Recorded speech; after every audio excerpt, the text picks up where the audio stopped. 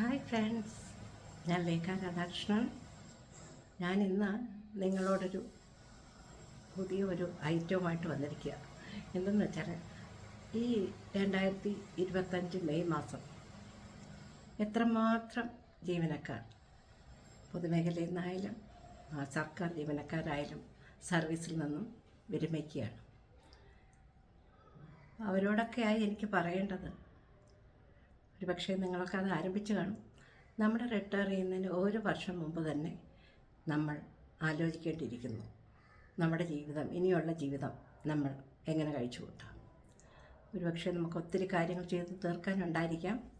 നമ്മളെ പേരക്കുട്ടികളോടൊപ്പം കളിക്കാനും, അതുപോലെ നമ്മുടെ ബന്ധുക്കളുടെ ഭവന ദർശനത്തിനും, എല്ലാത്തിനും, ഭവന സന്ദർശനത്തിനും.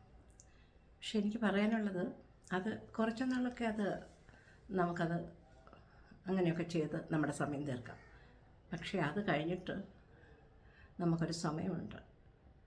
എങ്ങനെ നമ്മുടെ ഇനിയുള്ള ജീവിതം മുന്നോട്ട് പോകും എന്നൊരു തോന്നൽ കുറച്ച് പേർക്കെങ്കിലും ഉണ്ടാകും. എല്ലാവർക്കും അല്ല ഞാൻ ഉദ്ദേശിക്കുന്നത്. അപ്പം നമ്മൾ അതിനുവേണ്ടി ചെയ്യേണ്ട എന്താണോ നമ്മുടെ കഴിവ്. ഒരുപക്ഷെ ഓരോരുത്തർക്കും ഓരോ കഴിവായിരിക്കും. ദൈവം നമുക്ക് എല്ലാവർക്കും ഓരോ കഴിവ് തന്നിട്ടുണ്ട്. അതിനെ നമ്മൾ പ്രയോജനപ്പെടുത്തുക. അതാണ് എങ്ങനെ നമ്മുടെ ഒഴിവുകാലം. നിങ്ങളോർക്കും, വയസ്സുകാലത്ത് ഇത്രയും നാൾ ജോലി ചെയ്തു, ഇനി എന്തിനാ ഇതൊക്കെ? കാശ് സമ്പാദിക്കാനോ? അതൊന്നുമല്ല ഇത് ഉദ്ദേശിക്കുന്നത്. നമ്മുടെ മാനസിക ഉല്ലാസത്തിനും നമ്മുടെ ആരോഗ്യത്തിനും വേണ്ടിയാണ്. കുറച്ച് നാൾ കഴിയുമ്പോൾ അല്ലെങ്കിൽ നമ്മളൊക്കെ രോഗികളായി മാറും. അപ്പോൾ നിങ്ങൾ ചെയ്യേണ്ടത്, കിട്ടിയ അവസരം നമുക്ക് എന്താണോ പറ്റുന്നത്.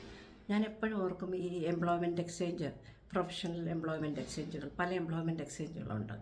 അതുപോലെ തന്നെ നമ്മുടെ റിട്ടയേർഡ് ജീവനക്കാർക്ക് രജിസ്റ്റർ ചെയ്ത്, എന്നെ ആരും ചീത്ത പറയരുത്, വേറെ ജോലിയില്ലെന്നിട്ട് രാവിലെ എന്ന് പറയുന്നത്, ഞാൻ അതല്ല ഉദ്ദേശിക്കുന്നത്. നമ്മൾ എൻഗേജ്ഡ് ആവാൻ അധിക സാമ്പത്തിക നേട്ടം വേണ്ട, പക്ഷെ നമ്മൾ ഫുള്ളി എൻഗേജ്ഡ് ആയിരിക്കണം. നമുക്ക് രാവിലെ ഒരു സ്ഥലത്ത് ഇറങ്ങിപ്പോകാനൊരു സ്ഥലമുണ്ടെന്ന് കരുതിയാൽ നമ്മുടെ ദിനചര്യകളൊന്നും മാറില്ല. പഴയതുപോലെ ഔദ്യോഗിക ജീവിതത്തിൽ നമ്മൾ എങ്ങനെ ചിലവാക്കിയോ അതേപോലെ തന്നെ നമ്മൾ രാവിലെ എണീക്കുന്നു, നമ്മുടെ ജോലികൾ തീർക്കുന്നു. അപ്പോൾ ഒരൊറ്റ റിക്വസ്റ്റേ എനിക്കുള്ളൂ, നിങ്ങളുടെ റിട്ടയർമെൻറ്റ് ജീവിതം സന്തോഷപ്രദമാക്കാൻ നിങ്ങളെല്ലാവരും ശ്രമിക്കണം. നമസ്കാരം.